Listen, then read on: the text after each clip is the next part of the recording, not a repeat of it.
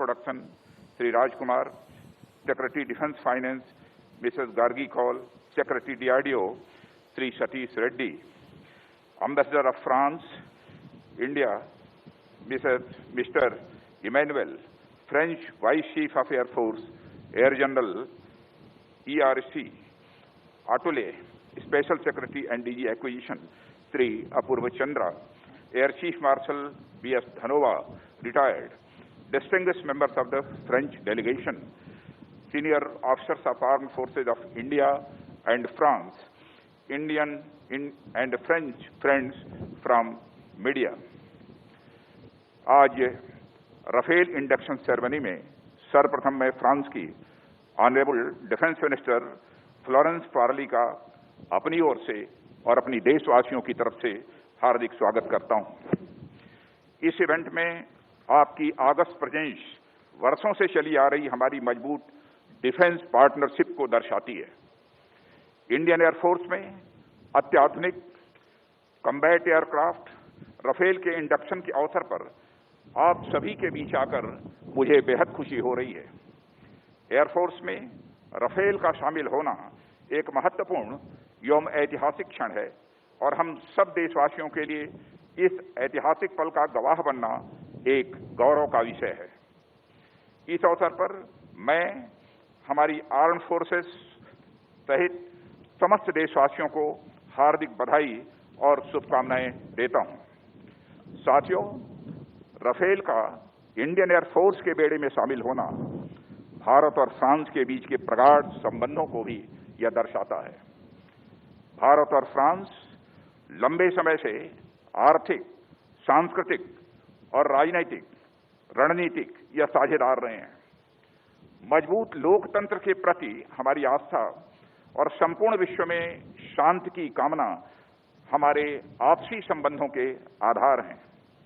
आज दुनिया में सुरक्षा के साथ साथ इकोनॉमिक और जियो स्ट्रेटेजिक मुद्दे नए नए रूप में हमारे सामने आ रहे हैं। इनका लगातार सामना करते हुए हम दो बड़े लोकतंत्र, एक अस्थायी, सक्रिय और फ्यूचर ओरिएंटेड संबंध बनाने और बढ़ाने में यह कामयाब रहे हैं।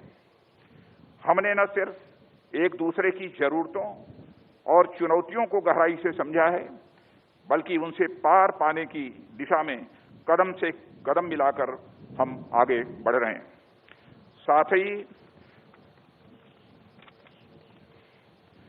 साथ ही हम दोनों देश लिबर्टी, इक्वलिटी, फ्रेटर्निटी और वसुधैव कुटुंबकम के यूनिवर्सल प्रिंसिपल्स को मजबूत करने एवं पूरी दुनिया में इसे प्रसारित करने के लिए भी पूरी तरह से कमिटेड हैं। साथियों, भारत और फ्रांस के बीच एक स्पेशल स्ट्रेटेजिक पार्टनरशिप है जो समय के साथ लगातार मजबूत हो रही है। भारत की स्वाधीनता के बाद हमारे देश और फ्रांस के बीच वाइब्रेंट डिफेंस कोऑपरेशन डेवलप हुआ है। आपसी रक्षा सहयोग से हमारी एयरफोर्स ने फ्रेंच फाइटर एयरक्राफ्ट से अपने आप को न सिर्फ इक्विप किया है, बल्कि अनेक मिशंस को सफलतापूर्वक अंजाम भी दिया है। 1965 के वार में पाकिस्तान के खिलाफ हमारी विजय इस बात की गवाह है। साथियों, एक बार फिर इंडियन एयरफोर्स ने 1999 में कारगिल में भी यह इतिहास दोहराया है। साथियों, हमारे मित्र देश फ्रांस के साथ राफेल डील भारत की नेशनल सिक्योरिटी में एक गेम चेंजर है। इसका लॉन्ग रेंज ऑपरेशन, अपने वजन के बराबर आर्मामेंट और एडिशनल फ्यूल कैरी करने की कैपेसिटी, शॉर्ट लैंडिंग ग्राउंड से ऑपरेट करने की एबिलिटी, हाई स्पीड जैसी खूबियां इसे दुनिया के बेस्ट एयरक्राफ्ट में से एक बनाती हैं। अपनी मल्टी रोल कैपेबिलिटीज के साथ यह दुश्मनों के खिलाफ अचूक कार्रवाई करने में भी पूरी तरह से सक्षम है। मुझे आशा ही नहीं, पूर्ण विश्वास है कि हमारी एयरफोर्स ने राफेल इंडक्शन के साथ जो कैपेबिलिटीज और टेक्नोलॉजिकल एज एक्वायर की है, वे इंडियन एयरफोर्स की कैपेबिलिटीज को रिवर्सलाइज करेंगी।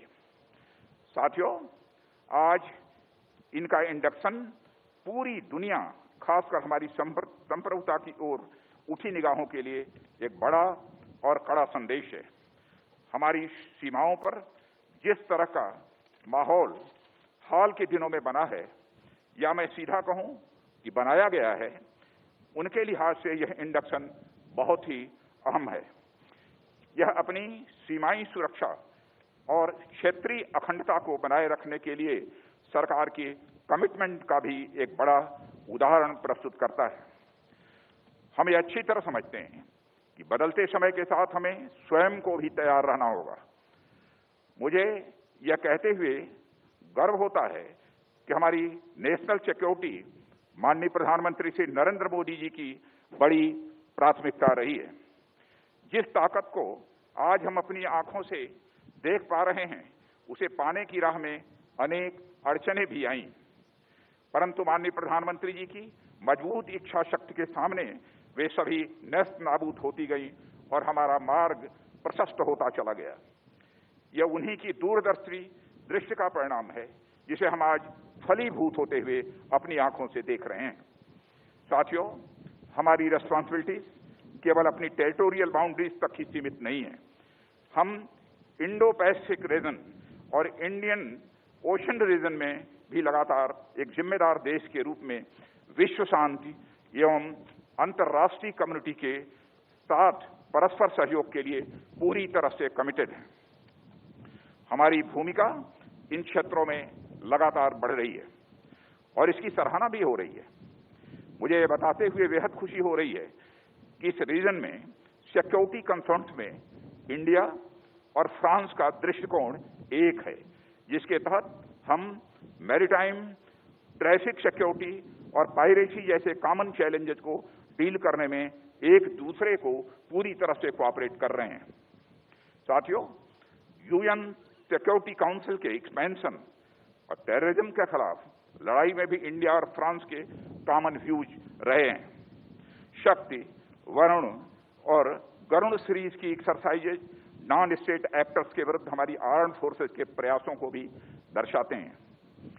पिछले साल यानी जुलाई 2019 में मॉन्टे मार्शन एयरवेज 118 से दोनों देशों की एयर फोर्सेस का अभ्यास हमारे बढ़ते हुए कोऑपरेशन का एक शानदार उदाहरण है।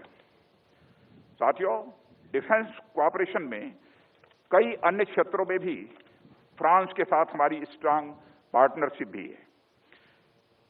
मझगांव डॉक्स में टेक्नोलॉजी ट्रांसफर के तहत 6 स्कॉर्पियन सबमरीन्स की बिल्डिंग अंडर इंप्लीमेंटेशन है और इसमें से पहली सबमरीन आईएनएस कलवारी की 2017 में कमिश्नरिंग भी हो चुकी है।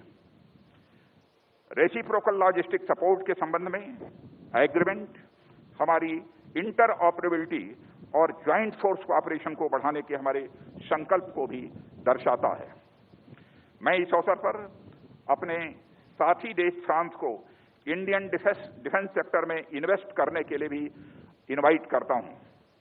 हमारे प्रधानमंत्री श्री नरेंद्र मोदी जी द्वारा सेल्फ रिलायंट इनिशिएटिव के आह्वान पर सरकार ने इस दिशा में कई प्रोग्रेसिव एवं पॉजिटिव स्टेप्स भी उठाए हैं। इस राह में अनेक ऐसे पॉलिसी रिफॉर्म्स किए गए हैं जो डोमेस्टिक इंडस्ट्रीज के साथ साथ इंटरनेशनल एंटिटीज को भी इंडियन डिफेंस सेक्टर की ओर अट्रैक्ट करते हैं। स्ट्रेटेजिक पार्टनरशिप मॉडल के तहत डिफेंस रिक्वायरमेंट की मैन्युफैक्चरिंग ऑटोमेटिक रूट के द्वारा 74% तक foreign direct investment, Uttar Pradesh और तमिलनाडु स्टेट्स में 2 डिफेंस कॉरिडोर्स की स्थापना, ऑफसेट रिफॉर्म्स, इस दिशा में उठाए गए बड़े कदम हैं।